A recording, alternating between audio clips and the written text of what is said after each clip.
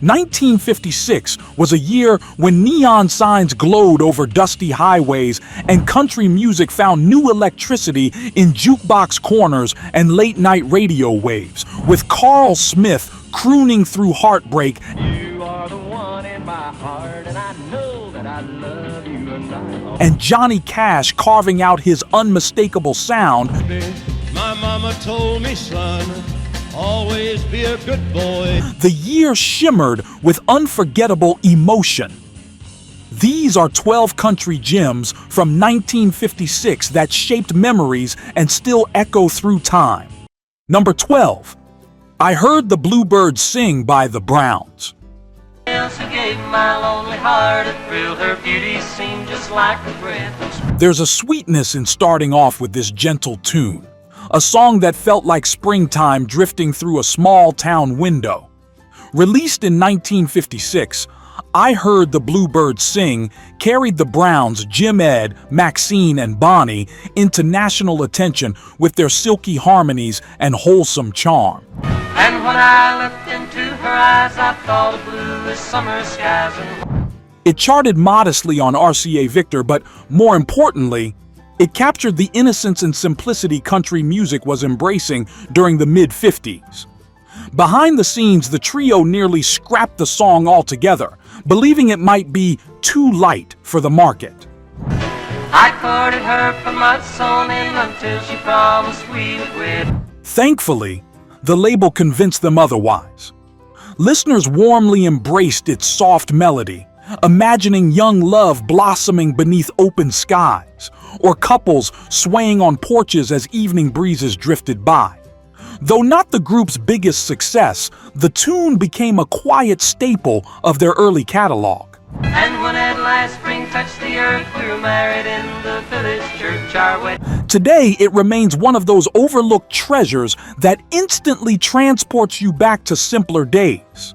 Drifting from sweet harmonies, we step into a tune that brought Porter Wagoner's charisma right into America's living rooms. Number 11. Eat, Drink, and Be Merry by Porter Wagoner. Eat, drink, and be merry.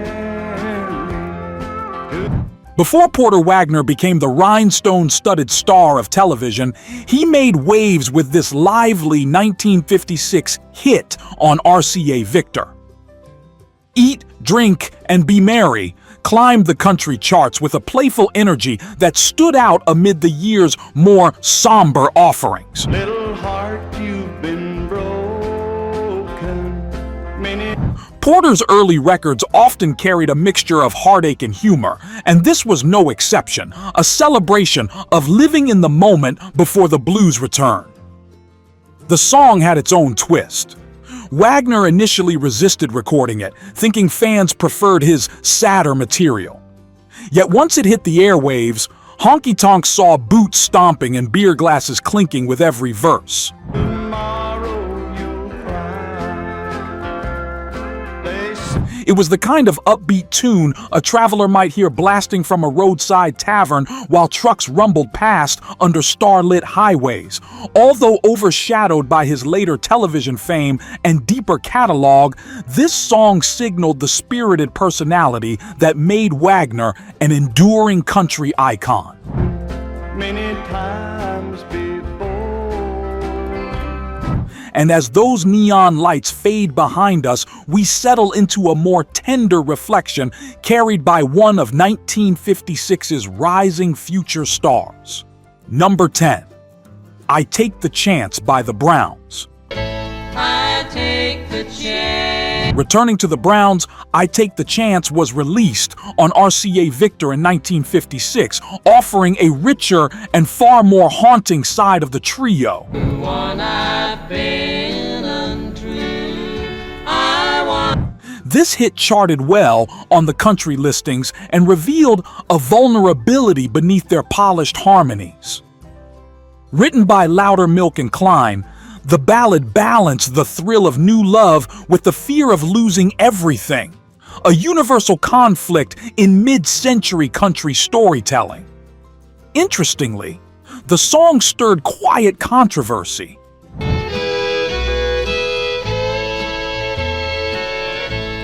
Some radio stations hesitated to play it due to its theme of risking an affair, a bold subject for the time. Still, fans connected deeply with the emotional gamble described in every verse. You can almost imagine listeners in dimly lit kitchens nursing late-night coffee while considering their own fragile hopes. Though later overshadowed by the Browns' mega hit The Three Bells, this track remains one of their most beautifully complex performances, lingering long after the last harmony fades.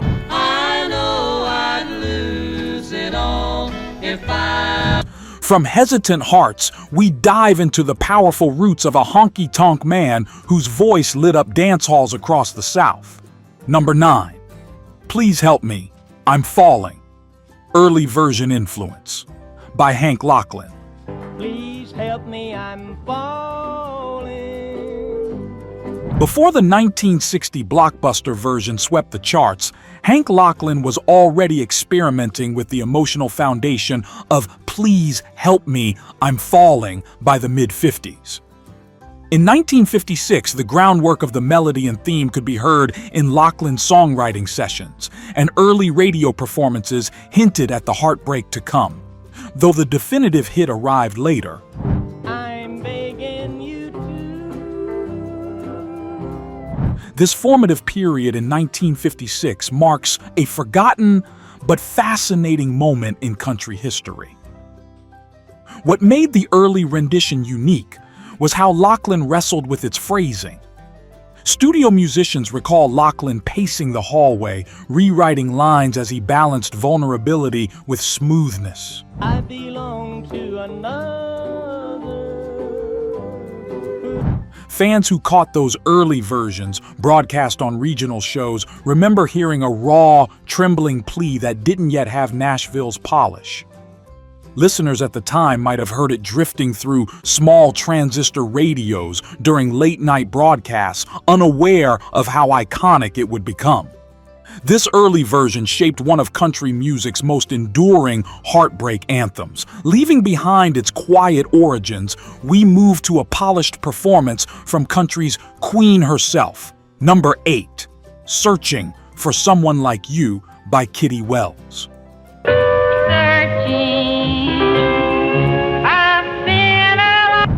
Kitty Wells, already the queen of country by 1956, delivered Searching for Someone Like You on Decca Records, a tune that became a gentle but steady hit throughout the year. Looking for someone just like you. Though it didn't reach the towering heights of It Wasn't God Who Made Honky Tonk Angels, the song showcased Wells's remarkable ability to blend longing with quiet confidence, a combination fans adored. A bit of trivia. The song's writer, Murphy Pee Wee Maddox, pitched it to multiple artists, but only Wells caught its emotional nuance. Her distinct, plaintive voice turned the melody into a signature piece for lonely hearts everywhere. Someone like you. Picture a housewife leaning against a windowsill, evening shadows stretching long, hearing Kitty's voice soothe the silence. Though often overshadowed by her groundbreaking earlier hits, Searching remains a standout 1956 track, proving Kitty's talent for transforming simple lyrics into timeless resonance.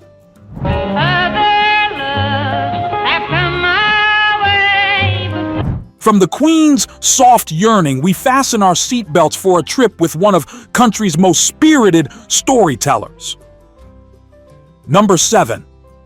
You Are the One by Carl Smith. You are the one in my heart, and I know that I love you.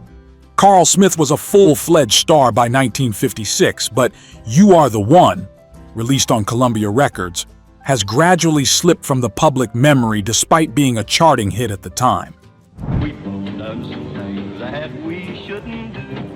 We tasted like The song showcased Smith's smooth baritone and his knack for heartfelt, no-nonsense delivery, a style that connected instantly with everyday listeners. Behind the scenes, producers were skeptical. They felt the tune was too gentle for an artist known for upbeat honky-tonk numbers, yet Smith insisted on it. Believing its sincerity gave it staying power. Fans proved him right. You are the one, you're the one in my heart, you're my darling, my life. Couples slow danced to it in VFW halls, and families heard it floating through Sunday afternoon radio shows while dinner simmered on the stove. Though not counted among Smith's defining records today, it remains one of his most comforting performances, an intimate reminder of country music's softer side in the mid-50s. Oh, you are the one and you're here in my heart and I love you. Now, as we cross the halfway mark, let's tilt our hats to our listeners. If these classics are stirring up memories, go ahead and hit that like button and subscribe. We post new country countdowns every week, keeping the golden years of music alive and shining for fans like you. Number 6. Folsom Prison Blues by Johnny Cash. I'm stuck in Folsom Prison, and time keeps dragging on. Though it later became one of Johnny Cash's defining songs, the original 1956 Sun Records release of Folsom Prison Blues often gets overshadowed by its legendary live version. But this early cut is where the magic began. I hang my head and cry. When it hit the charts in '56, it stood out instantly with its stark imagery, boom chicka boom rhythm, and Cash's deep, unpolished vocal presence. An intriguing twist? Cash drew partial inspiration from a crime documentary film, and Sun Records later faced copyright complications over lyrical similarities, a reminder of how raw and experimental Cash's early writing could be. I bet there's rich folks eating from a fancy dining car. They're Still, fans embraced the grit and honesty. Picture truckers rolling across endless highways, hearing it crackle from AM radios as night settled over the asphalt. This 1956 version laid the groundwork for Cash's outlaw persona and cemented a song that would echo through prisons, honky-tonks, and stadiums for decades. Well, if they freed me from this prison, if that railroad train was mine. Trading prison walls for a wide-open dance floor, we jump into a tune that got America singing the blues with a smile. Number 5. Singing the Blues by Marty Robbins. You got me singing the blues. Released in 1956 on Columbia Records, Singing the Blues became one of Marty Robbins' biggest early hits, spending multiple weeks atop the country charts. Yet despite its success, it sometimes gets eclipsed by his later epics like El Paso. Did I ever lose your love, dear? Why'd you do? This tune showcased Robbins' incredible versatility, his ability to shift from gunfighter ballads to upbeat, toe-tapping melodies with ease. A fun bit of lore. Columbia executives debated who should record the song first, Robbins or Guy Mitchell. Both versions came out within weeks, sparking competing chart runs. In honky-tonks across America, listeners argued passionately over which version reigned supreme. You got me singing the blues. Robbins' take, with his smooth voice and bright delivery, made the song feel like a burst of sunshine. Teenagers in '56 blasted it from diners, and couples spun in polished shoes across dance floors. You got me singing the blues. Today, it stands as a forgotten but fantastic reminder of Robbins' early brilliance. From easygoing cheer, we head toward a song that defined a country titan's youthful heartbreak. Number 4, Why Baby, Why by George Jones. Tell me why, baby, why, baby, why, baby, why? Originally released in late 1955, but steadily climbing and resonating through 1956, Why Baby Why was George Jones's first major hit, a tune that set the stage for one of country's most powerful voices. Issued on Starday Records, the song blended honky-tonk grit with Jones' unmistakable emotional edge. No living with it, so what'll I do? I'm going honky-tonk and get it. It charted strong and made listeners everywhere sit up a little straighter when it came on the radio. A quirky detail: Jones wasn't Starday's first choice to record it. Label executives viewed him as too rough around the edges, but the rawness became the song's biggest charm. Well, now I don't know, but I've heard say. Picture a jukebox glowing in a smoky tavern, the needle dropping and Jones' voice cutting straight through the haze. Though the legend of George Jones grew far beyond this early classic, the song remains a snapshot of a young artist on the brink of greatness, full of fire, swagger, and aching vulnerability. Why, baby, why, baby, why, baby, why you make me cry, baby? From a rising star's plea, we lean into the determined grit of a man who lived fast and sang harder. Number 3, I'm a One-Woman Man by Johnny Horton.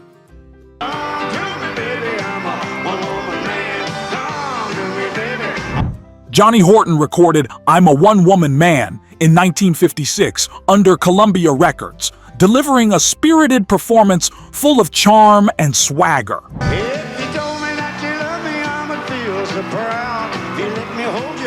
While the song later reappeared as a major hit in the 60s, its 1956 origin is a fascinating and often overlooked moment in Horton's career. Back then, he was still carving out his sound, half honky-tonk, half rockabilly, and unmistakably energetic.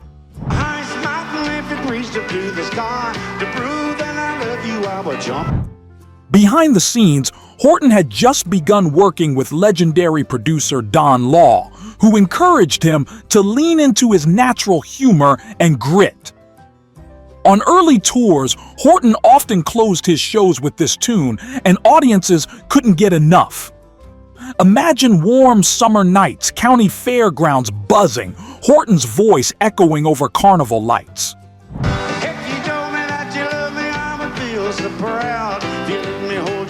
Though future hits would overshadow this early cut, I'm a One-Woman Man showcases Horton's infectious personality and the beginnings of the powerhouse performer he would soon become.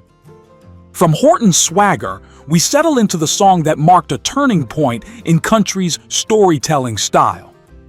Number 2, I Walk the Line by Johnny Cash. Because you're mine, I walk the line.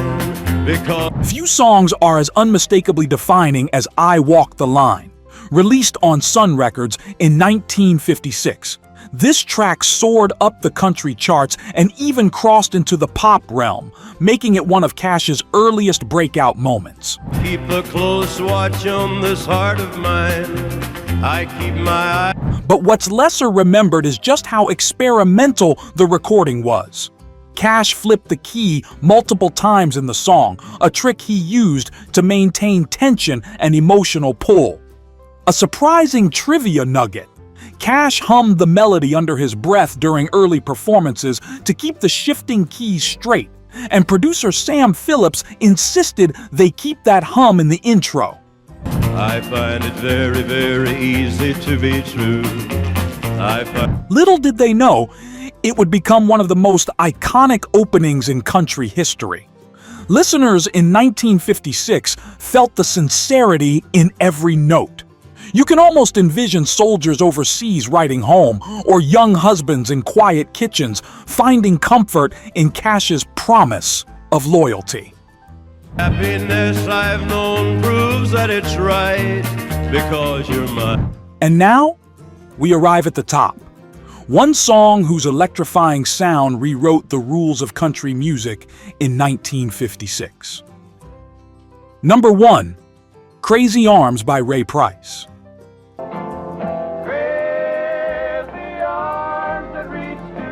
At the very peak of 1956, stood Ray Price's Crazy Arms, released on Columbia Records and spending an astonishing 20 weeks atop the country charts. It introduced the famous Ray Price Shuffle,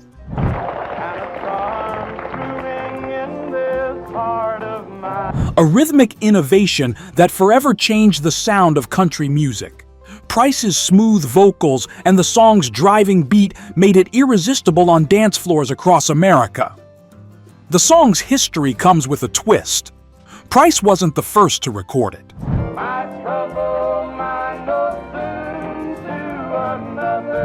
A regional version existed, but it was Price's powerful delivery and polished arrangement that turned it into a national sensation. Fans remember the tune echoing through roadside bars, VFW halls, and bustling Saturday night dances, couples swinging and spinning until last call.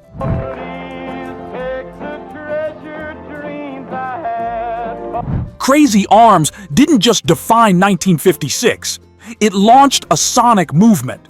And even though Price went on to have countless hits, this one stands tall as the moment he became a legend. If you've enjoyed this trip back in time, don't forget to like and subscribe for more country classics every week. And there you have it, 12 forgotten gems from 1956, a year when country music was stretching its wings and finding new rhythms, new voices, and new stories.